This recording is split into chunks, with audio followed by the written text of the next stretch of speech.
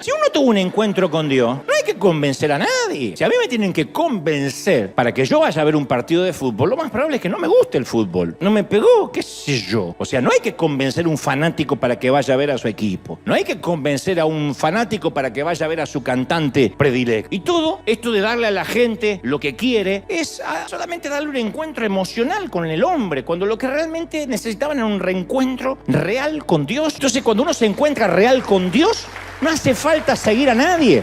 Como debes recordar, un buen día Jesús hizo su entrada triunfal a Jerusalén cuando rajaron mantos, palmas. Lo hizo en los lomos de un pequeño asno, y en su jornada hacia la ciudad dicen que es muy probable que haya pasado Jesús en su desfile por delante del templo de Herodes, por la puerta misma. Es muy probable porque las calles eran muy escuetas, muy pequeñas. Entonces la Biblia narra que los fariseos estaban muy disgustados, muy hostiles por este desfile de Jesús montado en un asno. Y yo creo que era básicamente porque interfería con el servicio, con el culto que ellos estaban realizando a esa hora dentro del templo. Entonces supongo que dirían, ¿pero qué está pasando ahí afuera? Están incomodando al sumo sacerdote que está intentando predicar. ¿No saben que estamos haciendo un servicio dentro del templo? Estamos orando para que venga el Mesías, y allá afuera toda esa chusma haciendo un desfile justo a la hora del servicio. No podían haber elegido otra hora. Y sin darse cuenta, se perdieron el desfile del verdadero Mesías.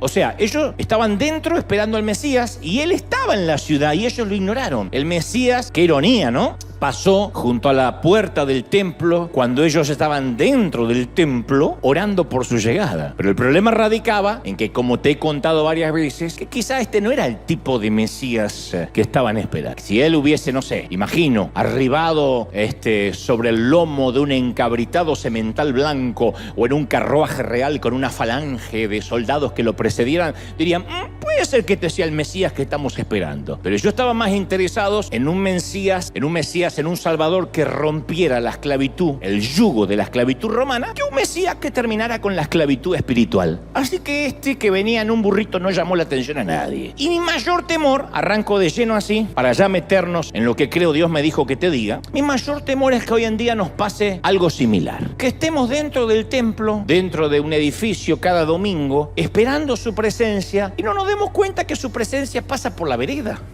A veces nos olvidamos que Jesús pasó por alto los templos, los edificios, las sinagogas, y decidió desfilar con los pobres, con los paganos, con los que llamamos la chusma. Así que me sigue preocupando a través de los años, y cada vez que tengo más años, no mucho, pero más años, me sigo preocupando más de que quizás estemos tan ensimismados en nuestros servicios, en nuestras actividades, en, como dije hace un par de domingos, en hacer iglesia, que en un momento quizás se nos olvida que somos iglesia. En el afán, insisto, de hacer iglesia, nos podemos olvidar que somos iglesia. Dicho esto, yo quiero contarte una historia inquietante que tiene que ver con esta introducción. El libro de Ruth, de nuestras escrituras, comienza su primer capítulo con una familia de 4 integrantes que empiezan a padecer hambre a causa de una hambruna nacional. La Biblia narra y dice, en el primer capítulo nada más del libro de Ruth, dice que aconteció en el día que gobernaban los jueces que hubo hambre en la tierra. Y un varón de Belén de Judá fue a morar a los campos de Moab, él y su mujer y 2 hijos suyos. Esta es la familia de Noemí que te decía. Noemí, su esposo y sus 2 hijos dejaron su hogar porque había hambre en Belén. Un detalle que no es menor y no quiero que te pierdas es que Belén significa la casa del pan. O sea que empezó a haber hambre en la casa del pan. Eso significa Belén. Y es sorprendente y aún más irónico que ellos abandonaron la casa del pan porque no había pan en la casa. Esto es un detalle que no quiero que nos perdamos. Y es algo que además muchos de los pastores, de los líderes, tardamos en reconocer, y es la única razón por la cual a veces las iglesias no crecen o por lo cual la gente abandona la iglesia, y es porque sencillamente no hay pan en la casa del pan. El pan en el templo era la prueba de la presencia de Dios. Se llamaba en las escrituras el pan de la proposición, el pan de su presencia. El pan siempre fue históricamente, metafóricamente, el elemento indicador de la presencia divina. Y la familia de Noemí tenía algo en común con las personas que actualmente se van o evitan venir a nuestras iglesias. No encuentran pan, no encuentran alimento real en la casa. Y yo digo, no debe haber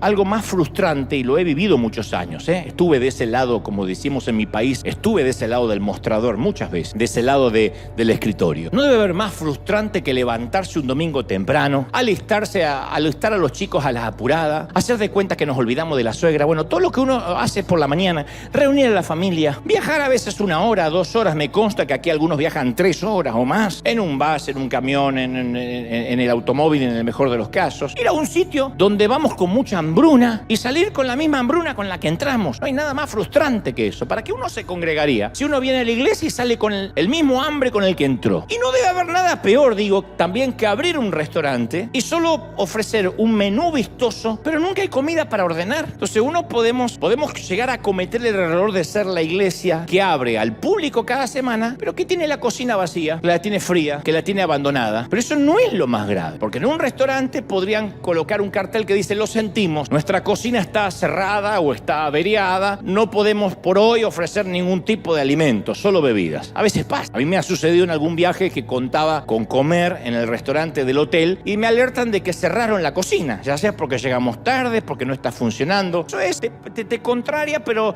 aunque uno dice qué molestia, te están avisando de que no va a haber comida. El problema es cuando uno pierde tiempo en un restaurante para luego enterarnos que no hay comida. Y uno se sentó, está 1 hora y media y resulta que no hay nada para ordenar. Entonces, cuando se publicita falsamente que hay pan en la casa y no hay pan en la casa, es frustrante. Entonces, la gente llega hambrienta a nuestras iglesias y nosotros solo le ofrecemos el menú, nosotros le leemos la Biblia, pero no le damos el pan de vida. Nuestro fundador, Juan Carlos Ortiz, siempre decía: la Biblia es el menú, pero después yo me quiero comer la comida, che. Porque la Biblia solamente es el menú y uno no se llena con el menú. Entonces, uno puede predicar con elocuencia lo que Dios hizo en el pasado y lo que hizo con David y con Salomón y con los apóstoles, pero no tenemos evidencia de lo que Dios puede hacer hoy o está haciendo hoy. Entonces, ¿qué hacemos? Ofrecemos migajas o sobras de alguna comida que alguna vez fue. No sé cómo le llaman en algunos países, pero cuando se recalentaba la comida en casa se le decía: voy a hacer ropa vieja. En casa la ropa vieja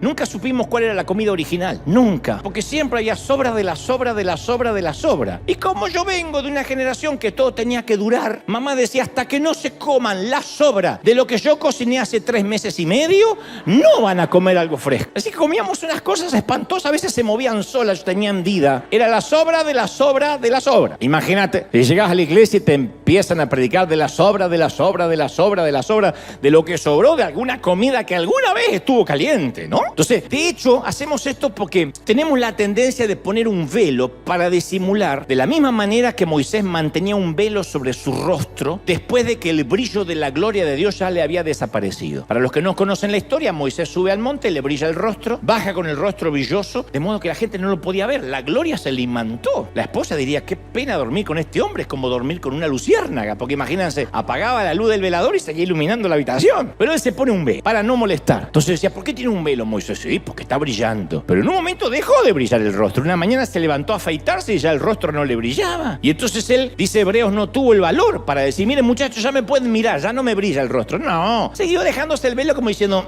debajo todavía tengo brillo. Y siento yo que de alguna forma Dios está desnudándonos, quitándonos el último velo de hipocresía, para que se nos note en varias ocasiones que no brillamos como decimos que brilla. Los líderes religiosos en el tiempo de Jesús no querían que el pueblo se diera cuenta que ya no había gloria detrás del velo. Ellos querían mantener a Dios donde alguna vez Dios estuvo. Y por eso no querían reconocer que ahora Dios estaba desfilando afuera con la chusma montado en un burrito. Ellos querían tener la franquicia de tener a Dios dentro del templo. Lo cual genera otro problema más grave aún. Pero antes de contarte ese problema más grave aún, te voy a contar cómo funciona una vacuna. Bueno, yo sé que lo sabe la mayoría, pero te voy a recordar cómo funciona una vacuna. Cualquier vacuna está hecha con una cantidad pequeña de las mismas bacterias y virus a los que se quiere combatir. Eso es una vacuna. Y este virus atenuado, que se llama antígeno, es lo que provoca una respuesta inmunitaria en nuestro cuerpo. O sea, las vacunas preparan a nuestro cuerpo para combatir las enfermedades, pero las vacunas contienen el mismo germen que se quiere combatir. No sé si todo el mundo lo sabía, a lo mejor sí, y el único burro que se enteró relativamente hace poco fui yo. Pero cuando recibimos una vacuna, el sistema inmune reconoce esta proteína viral como un agente extraño, algo extraño que entra en el cuerpo. Es una proteína viral. Entonces produce inmediatamente una respuesta de anticuerpos y de células citotóxicas, lo cual el cuerpo empieza a practicar para luchar contra esa enfermedad. Le damos una serie de prácticas cuando le ponemos el antígeno para que el cuerpo fabrique anticuerpos, valga la redundancia, que reconocen partes de ese germen. Por eso que cuando nos vacunamos, algunos sufrimos efectos adversos, efectos secundarios. Te dicen, durante el día es posible que tenga mareos, quizá tenga algunas líneas de fiebre. Uno dice, pero me vine a vacunar o a enfermarme más. Lo que pasa es que la vacuna es el germen y puede causar algún efecto no grave, pero algún efecto adverso. Si después de estar vacunados estamos expuestos a ese virus para el cual nos vacunamos, los anticuerpos generados por la vacuna bloquean la infección y por consecuencia evitan la enfermedad clínica. El proceso a través del cual las vacunas crean inmunidad recibe el nombre de inmunización. Y ese sistema inmune nos permite resistir, insisto, diferentes enfermedades causadas por microorganismos. Por ejemplo, ya no nos contagiamos del sarampión porque nuestro cuerpo recibió 1% de sarampión y por eso nos hizo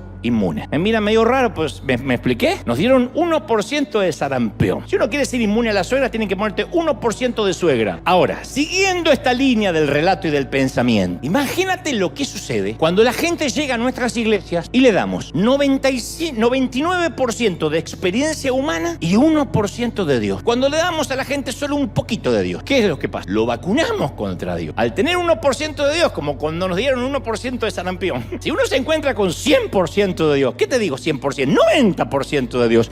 ¡Wow! Uno es impactado, pero cuando es 1% de Dios, los hacemos inmunes a su presencia. Pero nosotros solemos decir, venga este domingo que va a sentir el fuego poderoso de Dios. Venga a recibir un milagro de Dios con el fuego. Decimos, Dios está en nuestro medio, experimenta el poder. Venga y sienta la presencia palpable. Y la gente llega a nuestro restaurante pensando que se va a comer todo eso que ofrecimos en la promoción. Como pasa en nuestros países que ponen una foto de una hamburguesa así que es la señora vaca hecha hamburguesa y te dan la muestra gratis de lo que era eso. Uno dice, pero no se parece la foto.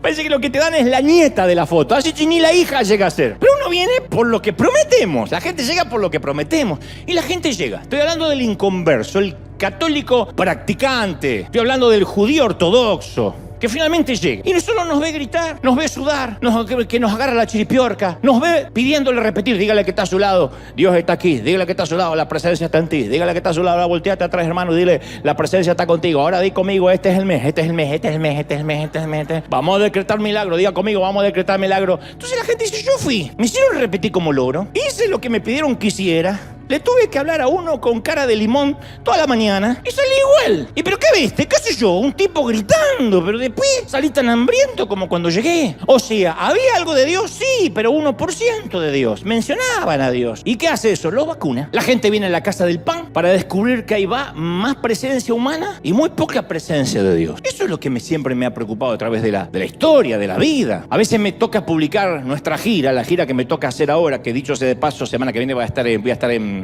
Chicago y en Boston. Aquí les mando un saludo especial. Y la gente me dice, veo mucho Dante, se llama presidente. No veo a Dios en el anuncio, no veo a Dios en el cartel. Y ese es el problema, que siempre queremos ver a Dios en el cartel, en el menú, no en los corazones de la gente. Se quieren ver a Dios en los versículos que ponemos en las redes sociales, no en nuestra vida privada. Nos controlan a ver si ponemos versículos bíblicos en las redes. No importa si vivimos el versículo o somos unos demonios andantes. Pero pusimos un versículo, todo lo puedo en Cristo que me fortalece. Después le pegamos hasta el perro, pero ponemos el versículo. Y lo que la gente no comprende es que el cartel o el anuncio no sirve para que coma nadie, no le da de comer a nadie. Si yo abro un restaurante con grandes fotos de comida en la puerta, lo más probable es que el día de la inauguración se me llene de gente. Pero si solo había un cartel y la cocina estaba vacía, no regresan más, ni a mi restaurante ni a ningún otro que se le parezca, porque dice, era todo publicidad, era cartel, pero fui y no había comida. Eso es un plan perverso y religioso que vacuna a la gente contra Dios. Entonces no es problema que la gente llegue por Elías, si es que cuando luego se va, conoció al Dios de Elías. Siempre digo lo mismo, cuando vamos a invitar a alguien no hay que decirle, quiero predicarte y contarte el mensaje de salvación y contarte la indisolubilidad de la Trinidad que te redime de la concupiscencia de la carne. No va a entender un cuerno el tipo. Hay que decirle, venite, acompáñame. ¿Qué es? ¿Un show? ¿Un servicio? Lo que quiera, no importa. por lo que ven. Y es probable que algunos digan, voy a ir a conocer a Elías. Lo bueno es que después se llevan al Dios de Elías. El problema real es cuando promovemos al Dios de Elías en los carteles y se van conociendo al Elías de Dios. ¿Me siguen, sí o no? Entonces no sirve de nada poner en el cartel Jesucristo. Como teníamos nosotros cuando recién nos convertimos en el garage de la casa de mi papá, puso un cartel gigantesco que decía Cristo salva, sana y liberta todos los días menos los lunes. Porque ese día no había culto. Entonces siempre me acuerdo de ese cartel. Cristo salva, sana y liberta todos los días menos los lunes. Entonces, ¿de qué sirve poner Jesucristo? En vez de River Arena, la experiencia Jesucristo. Si cuando la gente entra acá, solo se encuentra con un hombre y eso es lo que se lleva. Entonces no importa la carnada, ni aquello por lo cual la gente venga. Importa a quién se lleven a la hora de irse. Eso es lo importante. ¿Sí o no? Yo digo siempre, voy a decir esto solo una vez, para que lo tuiten. Preferimos que vengan atraídos por un gusano y se lleven un pez, a que venga por un pez y se lleven un gusano. El que tiene oídos que oiga. Pero a veces prometemos un pez y la gente se va con una carnada, es todo. Entonces, ¿de qué sirve poner una gran cruz en la puerta principal del templo o promover a Jesucristo en las redes? Y cuando llegan a la iglesia, llegan aquí, resulta que celebramos el aniversario de bodas del pastor, la presentación de su libro, la graduación de su hijo, oramos porque el perrito del pastor se quebró la pata. Entonces, mucha gente me ha dicho mucho. Estuve durante más de 2 años, no aquí con respecto a River, pero yo he viajado por muchos países. He estado en los 5 continentes y mucha gente me ha dicho, he estado por 2 años tratando de invitar a la iglesia a mi esposo inconverso, que no quiere saber nada. Y finalmente lo logré llevar después de 2 años. Y ese día el pastor decidió no predicar porque celebraban su cumpleaños. Pasaron un PowerPoint de cuando era chiquito, era bebé, cuando tenía pañales, que lo copla, pastor. Y yo tenía a mi marido ahí. Una única oportunidad para que este marido reciba a Cristo. O el día que logré llevar a mi jefe. Ese día levantaron 4 ofrendas seguidas porque tenían que cubrir una deuda el lunes. Mi jefe que me dice siempre, ahí te sacan la plata. Le dije, no, vas a ver que no. 4 ofrendas. Y empezó el pastor, alguien tiene $1,000, alguien tiene 10,000. No se va de acá sin dejar la plata. Entonces, justo cuando llegue mi jefe, ya de por sí es un espanto ir a comer a un restaurante que después de estar 2 horas te das cuenta que no hay nada para ordenar. Ya eso es un espanto. Pero es peor, invitar a alguien. Venía a comer a tal lado. Y ese día pasar vergüenza porque nuestro invitado se va con más hambre de la que entró. Y es por eso que las iglesias dejan de crecer, porque empieza a fallar el famoso boca a boca. ¿Qué es lo que hace crecer un buen restaurante, una buena tienda, el famoso review? Eso es lo que nos hace crecer. No hay publicidad que haga crecer ninguna empresa, ninguna compañía y ninguna congregación que no sea el famoso boca a boca. La promoción que no falla. Tenés que ir, tenés que ver, tenés que estar ahí aunque sea. No, pero no soy religioso. No. Esto no es religión. Tienes que ir. Yo estuve y eso no falla. Pero cuando no nos animamos a recomendar un sitio es porque sabemos que a lo mejor sirven alguna botanita, algún aperitivo. Y en la mayoría de los casos a lo mejor no se come nada. Entonces no queremos correr riesgo. Y si en algo colaboró la pandemia, fue que los hambrientos que están afuera ya no compran todo lo que vendemos. Tenemos que darnos cuenta. Y parte de la culpa la tenemos los pentecostales. Porque siempre estamos compitiendo por quién tiene la verdadera franquicia de la presencia de Dios. Siempre. Y apenas percibimos una pequeña gota de la presencia de Dios en nuestro servicio, ya empezamos a publicar. Y me hago cargo, porque todos hemos hecho esa torpeza. Publicamos frases grandilocuentes. No se imaginan lo que está pasando en medio nuestro. Hay un río de unción aplastante, palpable. No pudimos ni siquiera estar parados. Todo el mundo llora. Y a lo mejor la que lloraba era una vieja del reuma, no por otra cosa. Una viejita lloraba diciendo, déjenme sentar que no aguanto más. Por eso lloraba. Y así hasta se producen las divisiones. Porque de repente alguien se lleva a un grupito alegando que ellos tienen ahora el verdadero fuego de Dios, que no es como este fuego. Y así estamos. Y antes de la pandemia, antes del 2020, la gente de afuera no solía creer. Y muchos llegaban expectantes y después se daban cuenta que habíamos exagerado, que habíamos manipulado los hechos, que la mayoría solo era promoción, espuma, humo, pero que no había esencia. Entonces cuando falseamos la verdad de la unción de Dios, diciendo que es un río, que es un mar, y cuando los hambrientos llegan, descubrieron que era un poco de música, algunos gritos, unas emociones, 2 abuelas con chiripiorca,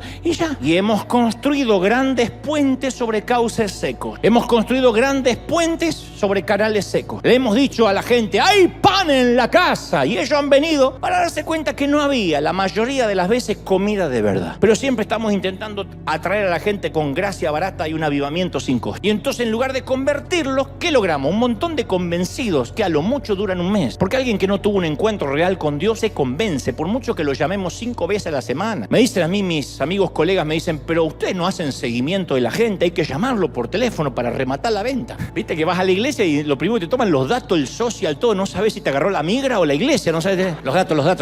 ¿Y a qué hora se lo puede llamar? No llame, que mi marido no sabe que vine. No, ¿a qué hora se lo puede llamar? Y análisis de sangre, materia fecal. Quieren saber todo. La gente es reacia a dar eso. Y después lo empezamos a perseguir. ¿Qué pasa? ¿No lo vi el domingo pasado? ¿Qué pasó? ¿Se enfrió? Si uno tuvo un encuentro con Dios, no hay que convencer a nadie. Si a mí me tienen que convencer para que yo vaya a ver un partido de fútbol, lo más probable es que no me guste el fútbol. No me pegó, qué sé yo. O sea, no hay que convencer a un fanático para que vaya a ver a su equipo. No hay que convencer a un fanático para que vaya a ver a su cantante predilecto. Y todo esto de darle a la gente lo que quiere es solamente darle un encuentro emocional con el hombre, cuando lo que realmente necesitaban era un reencuentro real con Dios. Entonces, cuando uno se encuentra real con Dios, no hace falta seguir a nadie.